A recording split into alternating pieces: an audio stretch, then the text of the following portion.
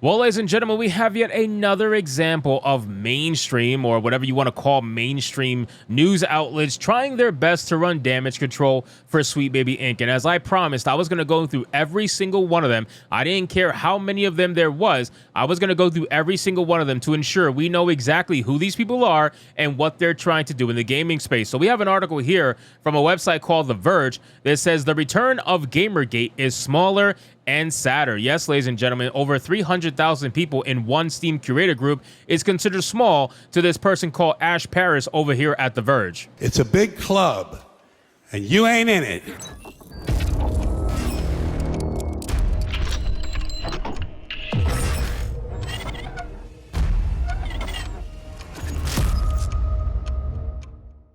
Again, ladies and gentlemen, we know exactly what they're trying to do. They're trying to spin the narrative to make it seem like it's a small fringe group of gamers that are angry and trying to do all kinds of things, when we know this is not the case. Gamers are upset as a whole. Gamers are ready to take back gaming. We don't want to deal with this nonsense. We've wanted all forms of real-world politics out of games that don't need to have them. They know what they're doing. They're using games as a medium to try to push their activism. They've even admitted this multiple different times. And even though you're going to have these mainstream news outlets try to lie to you and tell me this is not the case, the fact of the matter is they've admitted it. They've even come out and said it at the GDC conference every single year since 2017, and maybe even before that. But I know I've seen pictures from 17, 18, like I've seen all of these pictures of the GDC conference where it shows these gamers, these fake gamers, these tourists are not actual gamers. They're just using it for their activism. So let's get into this article, guys, from The Verge. But of course, before we do, if you are new here, just consider hitting that subscribe button. I would greatly appreciate it, and like the video to push us out into that YouTube algorithm. So it says a group of gamers has mobilized a harassment campaign against a story consulting company, marginalized developers, and journalists in protest of what they see as forced diversity in gaming. Now, before we even get into it, this writer, Ash Paris, I'm sure you guys can already tell or think about what they might look like given the contents of the article. But this is Ash Paris, ladies and gentlemen, for those who are curious. The picture is readily available on their website. This is exactly where I got it from. I didn't have to go digging at all to get it. Not that I would anyway, because it's all readily available. They put everything there for you to find. So Ash Paris, congratulations, you are a fool. Let's look at the bio.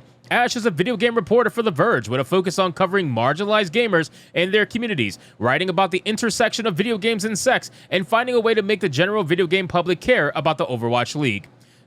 So this entire job is useless, ladies and gentlemen. They have a completely useless job. They're a diversity hire for The Verge, nothing more, nothing less. And the funny thing is, she used to work at Kotaku, ironically, which, I mean, shocker, really? Like, of course they used to work at Kotaku.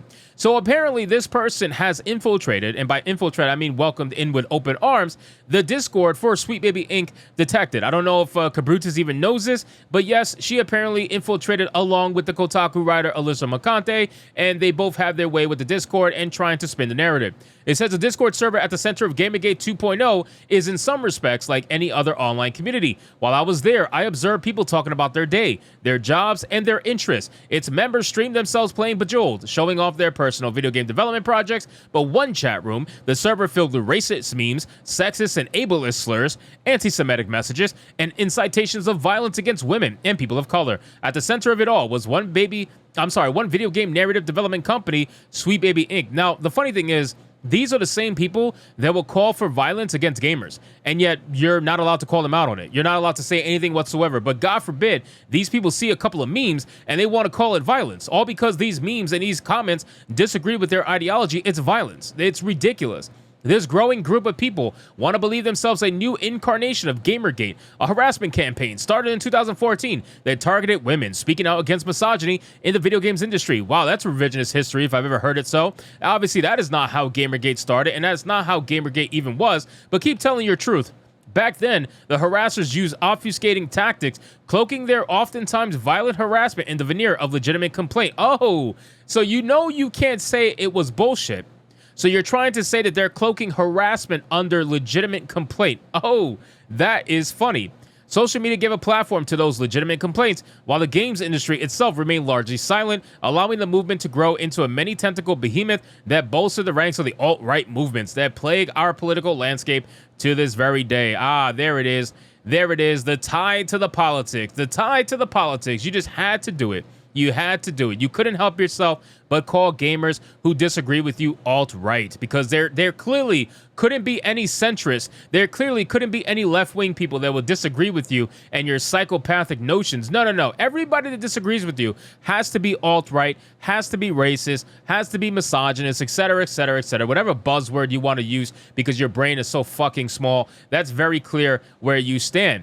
But of course, they try to make it political because, ladies and gentlemen, we're in an election year. This is an election year. What they're going to do is they're going to try everything they possibly can to tie everything to politics. That's just what it's going to be. They already do that in non-election years, but you got to imagine an election year, they're going to go even harder. But this time, instead of assembling under the false banner of ethics and journalism, which that's what it was, we were tired of you guys bullshitting about what journalism actually was and paying for good reviews with your vaginas. That's essentially what it is. Like, you had female developers sleeping with game journalists to get good reviews, and that's what gamers were pissed off about, and that's what started this whole nonsense. But let's not get too deep on it. This new campaign has chosen wokeism and Sweet Baby as the focus of their grievances. This result has been a wave of bigoted harassment, targeting marginalized developers, journalists, and gamers. On social media, the employees of Sweet Baby are subject to a deluge of death threats. Developers who've spoken out in support of Baby are faced with similar treatment, with several making their accounts private in an attempt to stem... I went down too fast.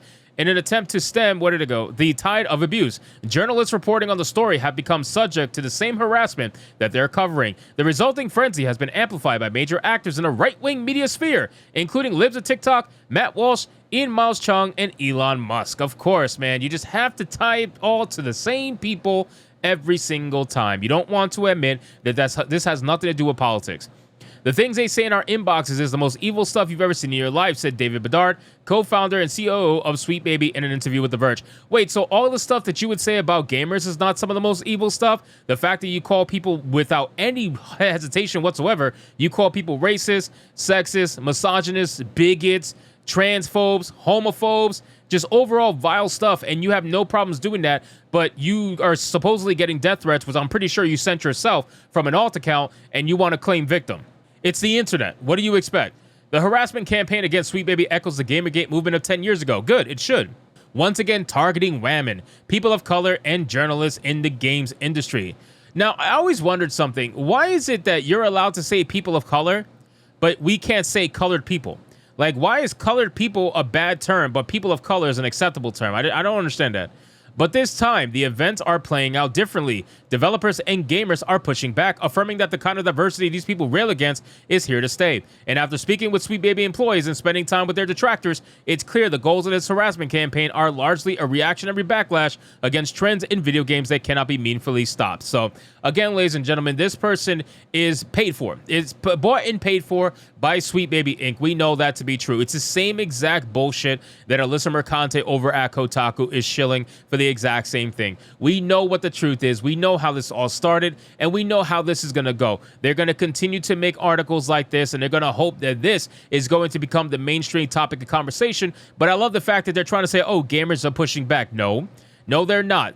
Tourists are pushing back. People who are trying to pretend to be gamers are pushing back. They're not actual gamers that are pushing back, ladies and gentlemen. We know that to be true. These are tourists. They will always be tourists. They are not part of the gaming scene. They're just here to push activism. They're here because it's profitable for them right now. They're here because they got a diversity hire job. They're here for one other reason other than the fact that they love games. So let's not pretend that gamers are pushing back in your favor. They know that they are not getting any sort of gamer that's pushing back in their favor, and they're trying to quell the storm, and they can't. So anyway, guys, thank you so much for watching this video. I hope you did enjoy it. If you did, consider leaving me a subscribe. I would greatly appreciate it. Don't forget to like the video, comment, let me know what you thought, and I'll see you guys on the next one. Hypnotic out.